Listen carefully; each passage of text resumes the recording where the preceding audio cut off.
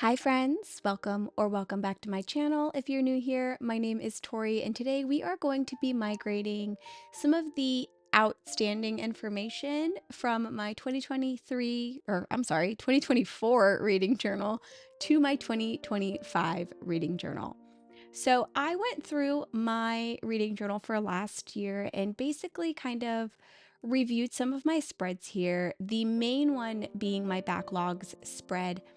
I looked at some of the titles that I still currently have that are unread and decided which ones I wanted to for sure move over to my 2025 backlog spread. Some of these I did not move over, but I haven't fully decided on them yet. So everything that I'm going to be adding into my new reading journal now are definite books that I want to continue to try and read in this new year. The ones that I left in my 2024 reading journal, I'm either going to end up inevitably unhauling or moving over at a later time once I've thought about it a little bit more. So I've got quite a few still left that I do still want to read, and I will read them off for you here in a moment. Um, but yeah, there's quite a few blanks that I left on my old reading journal as well. So, what I did for these things that I'm deciding if I'm going to move them over to this new reading journal or if I'm going to unhaul or leave them behind is I went into the journal, the one for last year, my last year's reading journal, and I essentially just added in whatever spare space I could find, like a little key at the bottom. For last year, primarily, if I read something that was on a list or finished it, I either used a check mark to check it off, or in the case of my backlogs, I put a little circled, like just a really tiny dot next to the book if I started reading it, and then morphed that dot into a star once I finished it. So anything that has a star next to it, which I'm not even sure if you can audibly or visibly tell, which ones have stars next to them, but there are a few books on here that have stars next to them. So anything that has a star next to it, I finished.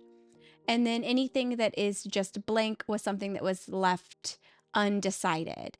So as I went through here, if I decided I was going to move something into this year's reading journal, I added a little arrow pointing to the right.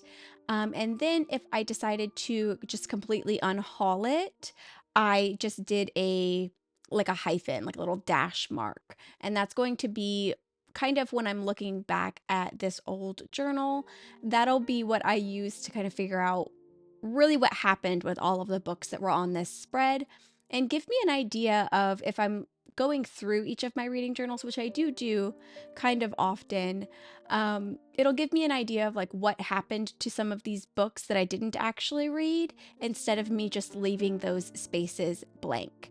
So whenever I flip up this flip up for my backlogs, you'll see that there's a little key hidden under the flip up that kind of indicates what those symbols meant on this spread. Some of the books that I decided to like definitely bring into my 2025 backlog spread were Part of Your World. I did not put authors on here just because I didn't have the authors on my original backlog, so I don't know who these are by, but I have Part of Your World, A Flicker in the Dark, Legendborn, Saving Six, Taming Seven, Homeland, The Iron Raven, The Library Book, A Sorceress Comes to Call, Starling House, Sign Here, Red Rising, These Hollow Vows, The Dictionary of Lost Words, Book of Night, The Inheritance Games, and In Shadowed Dreams.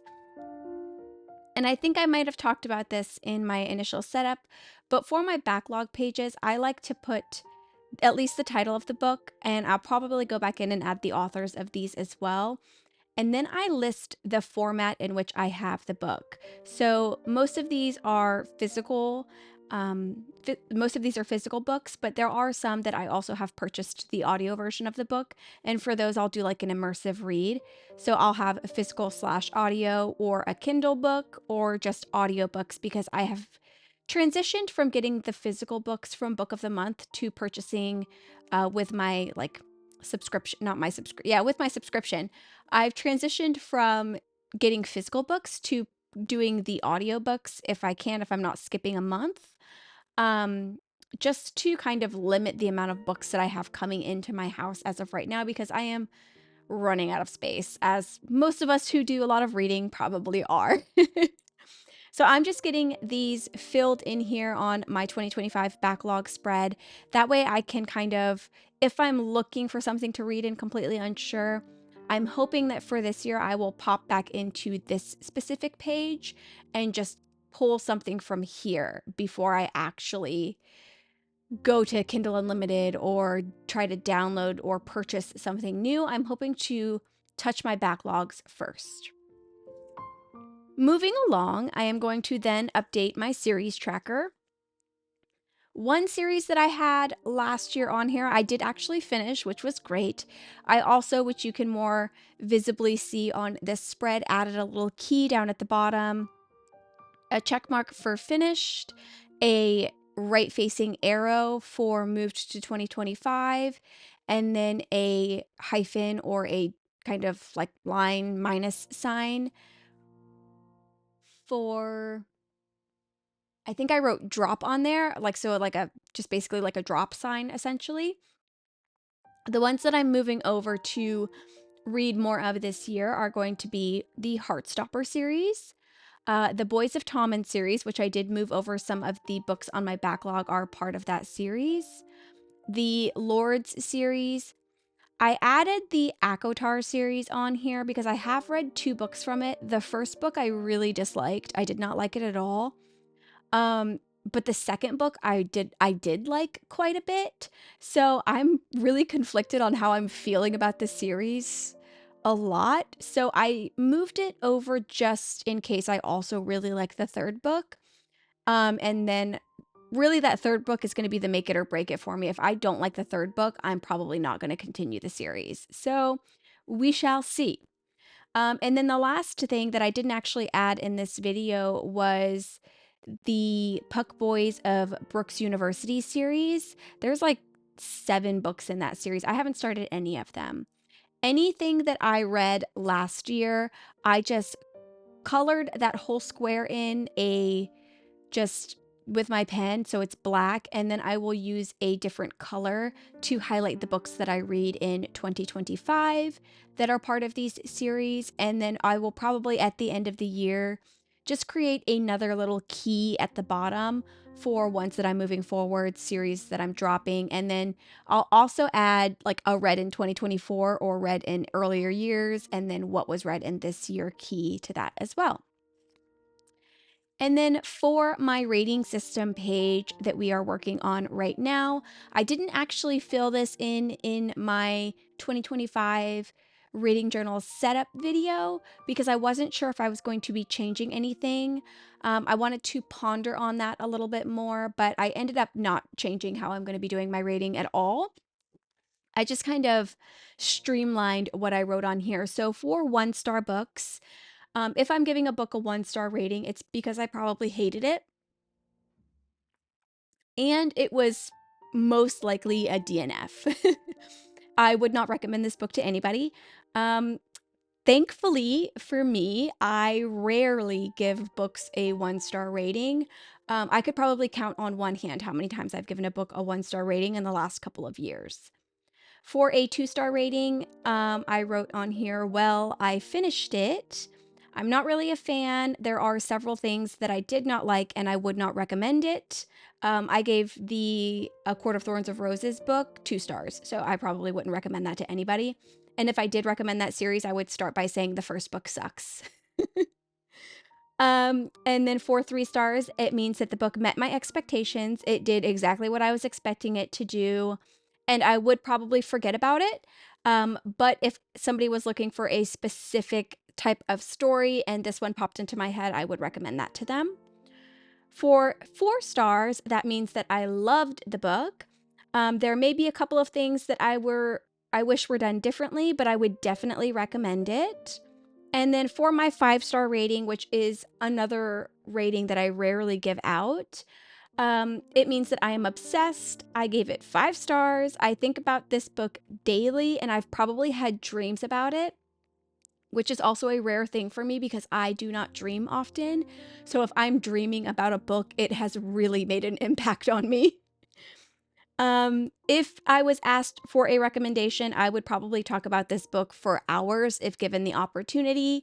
Those are the books that I am giving 5 stars.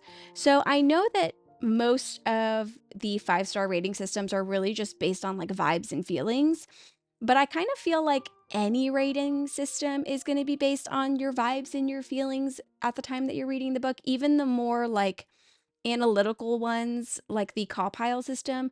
You still have to make those judgments to rate something based on how you were feeling and what your thoughts were. So that changes over time.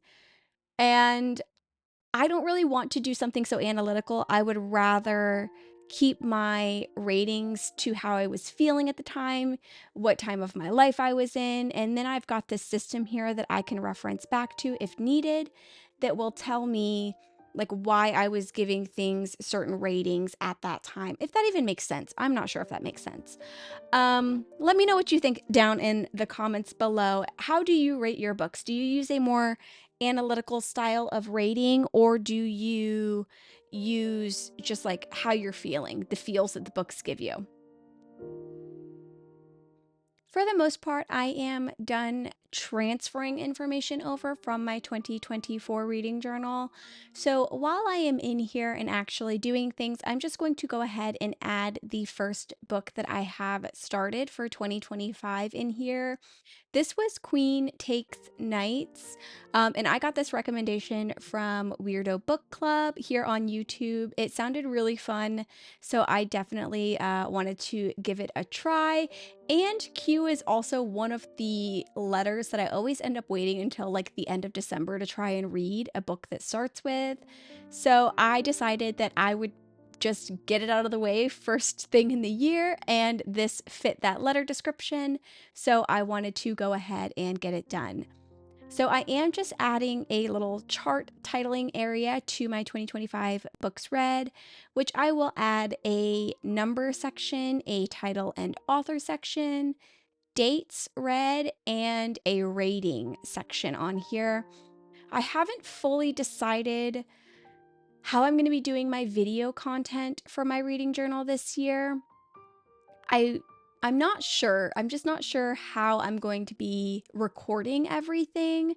I do still want to do monthly spreads, but I don't know if I want to do like books I read in January plus a February setup, or like do videos like that, or separate them like I was doing previously.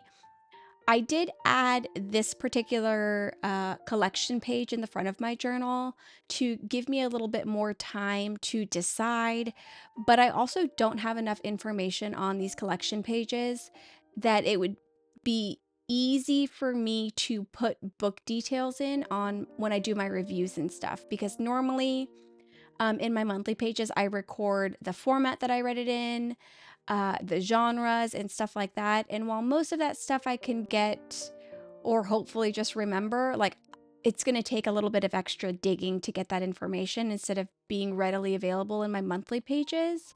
I'd have to go back and kind of figure that out. So I don't know. I'm still considering what to do. I think for January, what I'll do is a recap book review page, probably towards the end of January. So it'll be like a books I read in January plus a February setup. But since it'll be the very first month, it'll probably be like a January setup plus the books I read in January, and then plus a couple things for a February setup. I'm not sure yet. Um, so definitely keep a lookout for that. I'm sure this video was probably super boring. I don't think I usually do like migration videos. So I would love to know your thoughts on this down in the comments below. But I think this is the last thing that I'm doing here, just highlighting my daily reading day for January 1st, and we are done. I would love to know your thoughts down in the comments below. Thank you so much for joining me today. I hope you have a wonderful rest of your day, and I hope to see you in my next video. Bye!